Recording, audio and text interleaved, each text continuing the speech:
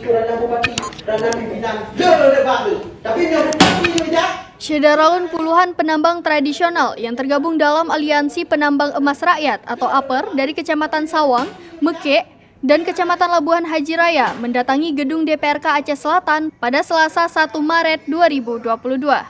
Kedatangan para penambang untuk beraudiensi dengan anggota DPRK Aceh Selatan menyusul beredarnya isu akan ditutupnya aktivitas tambang tradisional di 3 kecamatan tersebut. Audiensi dihadiri oleh Ketua DPRK Aceh Selatan, Amiruddin, Wakil Ketua 2 DPRK, Adi Samrida, beserta anggota. Sedangkan dari APER dihadiri oleh Geci dari 6 gampong, meliputi Gampong Panton Luas, Gampong Mutiara, Alubaro, Bukit Meh, Gunung Rotan, Kutatring, serta Ketua Pemuda masing-masing gampong. Koordinator APER, Abdul Qadir menyatakan, sebelumnya telah dilakukan pemanggilan terhadap penambang emas Aceh Selatan pada beberapa bulan yang lalu untuk dimintai keterangan sebagai saksi oleh Kapolres Aceh Selatan melalui Kasat Reskrim. Bahkan pada Senin 21 Februari 2022, pukul 16 waktu Indonesia Barat, Geci 6 gampong tersebut diundang via telepon untuk datang ke Mapolres Aceh Selatan bertemu Kasat Reskrim. Kasat Reskrim menginstruksikan bahwa kegiatan penambangan emas harus dihentikan sementara dengan jangka waktu yang belum dipastikan. Sementara itu, pihak DPRK Aceh Selatan menyampaikan aspirasi APER ini akan segera direspon untuk mencari solusi terbaik. Berjanji minimal 1 minggu bahwasanya tambang ini harus segera dibuka kembali. BNT mengayo-ayo. Ini saya bilang terus di hadapan seluruh masyarakat, jangan nanti masyarakat menyalahkan saya. Ini saya terbuka, welcome terus kepada pimpinan dan seluruh anggota lembaga yang terhormat ini, kita 30 orang, tolong jangan digantung-gantung kasus ini.